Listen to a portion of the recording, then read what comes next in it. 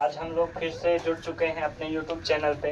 हम लोग आज एक्सरसाइज 5.2 का कुछ क्वेश्चन देखते हैं, ठीक है। हमारे बोर्ड पे क्वेश्चन है, क्वेश्चन नंबर 1 का फर्स्ट एक्सरसाइज 5.2 NCERT से। A = 7, D = 3, N = 8, Tn = 1। यानी कि प्रथम पद सर्वांतर और n दे चुका है, हमसे पूछा है Tn बराबर क्या होगा। तो हम लोग जानते हैं कि Tn इक्वल टू फॉर्मूला क्या होता है, a plus n minus 1 into D. तो a हमारे पास कितना है, 7 है, ठीक है। 7 प्लस n कितना है, 8 माइनस 1, d कितना है 3। यहाँ से क्या हो जाएगा, 7 प्लस 8 में से 1 को सब्ट्रैक्ट करेंगे तो क्या आ जाएगा, 7 इंटू 3। यहाँ से हो जाएगा 7 प्लस 7 3 जा 21, दोनों को ऐड करेंगे तो कितना आ जाएगा 28। यानी कि Tn क्या आ गया, 28 आ गया, ठीक है ना। क्वेश्चन नंबर 2 कहता है a = -18, d = what, n = 10, 10 = 0। यानी कि d निकालना है, यानी कि सर्वांतर निकालना है। Tn 0 दे चुका है, n 10 है और a क्या है -18। फॉर्मूला लगाएंगे हम लोग Tn का, क्या हो जाएगा a plus n minus 1 into d equal to 0। यहाँ से क्या हो जाएगा -18 प्लस 10 माइनस 1, डी नहीं है 0। यहाँ से क्या हो जाएगा -18 प्लस 9d, ठीक है ना। तो इसको क्या करेंगे हम लोग, d को अगर बाहर करेंगे तो क्या आ जाएगा ये 18/9, 9 होगा 18, d बराबर क्या आ जाएगा +2 या -+2 ही होगा, ठीक है। ठीक, नोट कर लीजिए। क्वेश्चन नंबर 3 है a = 1, d = -3, n = 18, tn = -5। तो हम लोग सेम प्रोसेस चलेंगे Tn से, ठीक है ना। Tn equal to formula a plus n minus 1 into d equal to -5। यहाँ हो जाएगा a plus 18 minus 1, d minus 3 equal to -5। यहाँ से हो जाएगा a प्लस 18 में से 1 जाएगा तो 17 को 3 से मल्टीप्लाई करेंगे तो क्या हो जाएगा -51 इक्वल टू -5। यहाँ से a बराबर क्या हो जाएगा -5 प्लस 51, घट करके आ जाएगा a इक्वल टू 46। a निकालना था, ठीक है ना। नोट। क्वेश्चन नंबर 4 है a बराबर -18.9, d बराबर 2.5, n equal to 1, tn equal to 3.6। tn equal to हो जाएगा a plus n minus 1 into d equal to 3.6, -18.1 plus n minus 1 into 2.5 equal to 3.6। यहाँ से इसको बाहर कर देंगे, n minus 1 into 2.5 equal to क्या हो जाएगा, जोड़ेंगे ना 3.6 प्लस 18.9, यहाँ से क्या आ जाएगा 22.5। यहाँ से n माइनस 1 इक्वल टू 22.5 बटे 2.5 काटेंगे तो 9। यहाँ से n बराबर हो जाएगा 9 प्लस 1, n इक्वल टू 10। यानी कि n जो क्या आ गया 10 आ गया, ठीक है। n ही निकालना था हम लोग को, नोट कर लीजिए।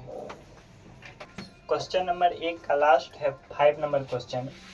a equal to 3.5, d equal to 0, n equal to 105, tn equal to what. यानी कि tn निकालना है, ठीक है ना। तो tn इक्वल टू फॉर्मूला क्या होता है, a plus n minus 1 into D. a हमें पता है कितना 3.5 प्लस n पता है 105 माइनस 1 इंटू 0। यहाँ से हो जाएगा 3.5 प्लस 105 में 1 घटेगा तो 104 इंटू 0। तो ये क्या हो जाएगा 3.5 प्लस 0 इक्वल टू 3.5, ठीक है। यही आंसर हो गया आपका 3.5। क्वेश्चन नंबर 2 देखेंगे हम लोग, टाइप चेंज हो गया है, ठीक है ना। ध्यान से देखिएगा, बोला है कि AP 10,7,4 डॉट डॉट का 30वां पद क्या है। अगर कोई पद कहे निकालने के लिए, जैसे 30वां पद कहा, 25वां पद कहा, तो इसका मतलब आप समझ लीजिएगा आपको n दे दिया है। क्या दे दिया है? n दे दिया।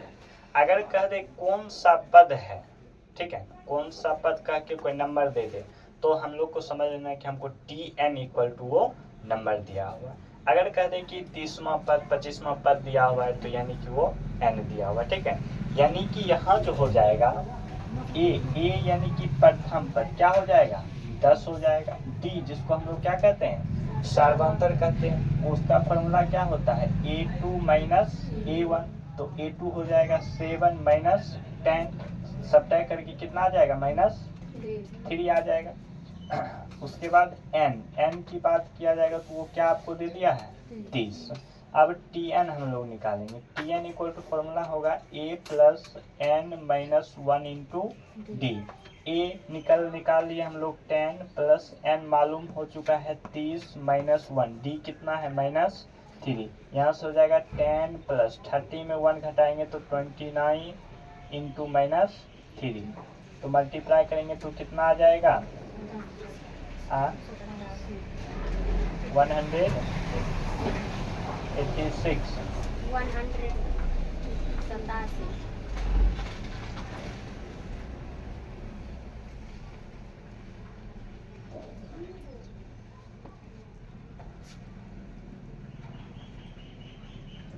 87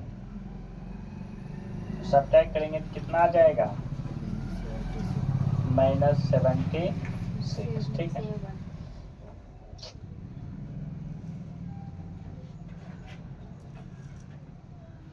-77, ठीक है ना।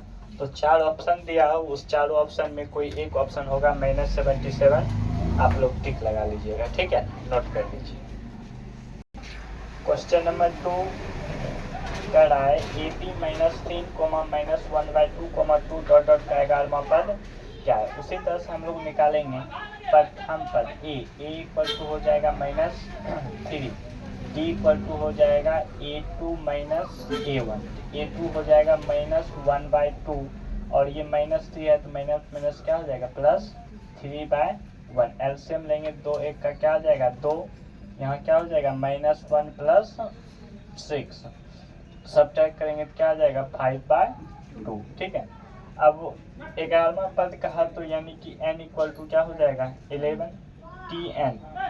Tn इक्वल टू लिखेंगे हम लोग A plus n minus 1 into D, यानी कि A हो जाएगा -3 प्लस n हो जाएगा 11 माइनस 1, डी हो जाएगा 5/2। यहाँ से हो जाएगा -3 प्लस 10 इंटू 5/2, यहाँ से हो जाएगा -3 प्लस 10 5 जा 50/2 बटे 1, यहाँ 1 रख देंगे, कुछ नहीं तो 1 2 कैल्सियम लेंगे, क्या आ जाएगा? 2, यानी कि -6 प्लस 50 घटाएंगे तो कितना आ जाएगा?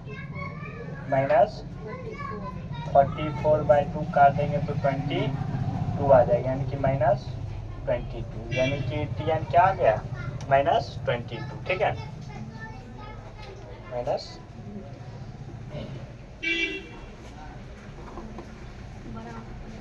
बड़ा अंक प्लस है तो इसलिए हो जाएगा प्लस, ठीक हो जाएगा।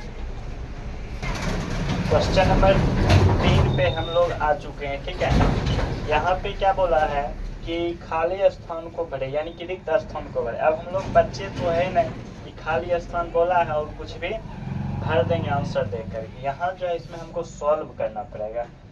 ए दे दिया है आपको, सबसे पहले ऐसे क्वेश्चन में गौर ये करना है कि दिया हुआ क्या है, ठीक है ना। उसको कैसे समझेंगे?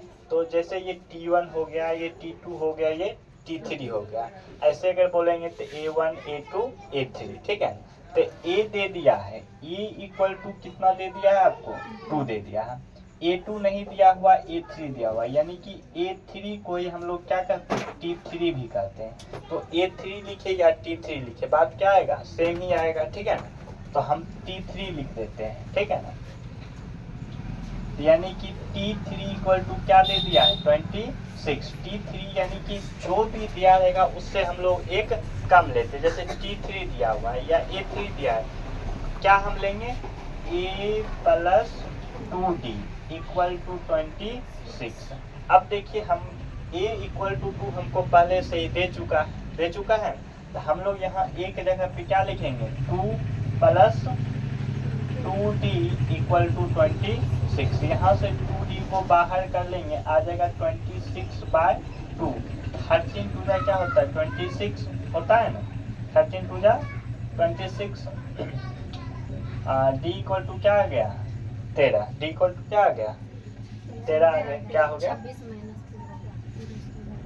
मिस्टेक हो गया, 26 माइनस।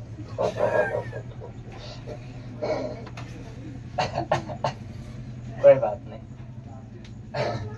यहाँ से क्या हो जाएगा, 2d इक्वल टू 26 माइनस 2।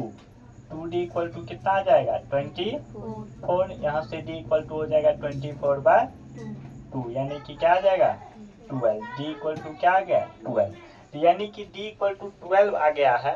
अब खाली स्थान जो है वो कहाँ पे है, t2 के जगह पे है, यानी कि t2 इक्वल टू क्या होता है, a प्लस d, यानी कि a मेरे पास है 2 और d क्या निकल का है, 12।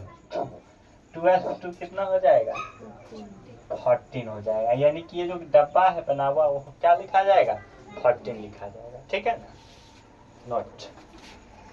क्वेश्चन नंबर 3 का 2 नंबर कह रहा है कि डब्बा है, फिर 13 है, फिर डब्बा है और फिर क्या है, 3 है। ठीक है, हमको गौर करना है, हम आपको बता चुके हैं कि जो दिया रहेगा उसको देखना है। तो क्या क्या दिया हुआ है, यानी कि ये हो गया T1 T2 T3 T4, यानी कि T2 दिया हुआ है। क्या दिया हुआ है, T2 दिया हुआ है। T2 को हम लोग लिखते हैं a प्लस d, एक कम, जो भी दिया रहेगा उससे एक क्या लेंगे, कम लेंगे। ठीक है, तो क्या रहेगा T2 यानी कि a plus d equal to क्या आ जाएगा, 13। इसको हम लोग समीकरण 1 मान लेंगे। ठीक है, अब क्या दिया हुआ, ये T1 T2 T3 ये T4 है, तो T4 इक्वल टू क्या होता है, a plus 3d equal to क्या हो जाएगा, 3। समीकरण दूसरा, समीकरण 1 तथा दूसरा से, समीकरण 1 तथा दूसरा से। ठीक है, तो पहला समीकरण है a plus d equal to 13, दूसरा है a plus 3d equal to 3। ठीक है, तो यहाँ से ये क्या हो जाएगा, माइनस माइनस माइनस, ये कैंसिल हो जाएगा। प्लस माइनस क्या होता है, माइनस, ये क्या हो जाएगा, माइनस 2d इक्वल टू 10, सिर्फ 10। यहाँ से d इक्वल टू हो जाएगा 10/-2, यानी कि कट के क्या आ जाएगा, -5। d इक्वल टू क्या आ गया, -5।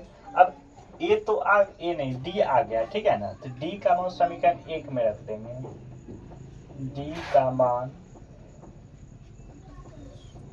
समीकरण 1 में रखने पर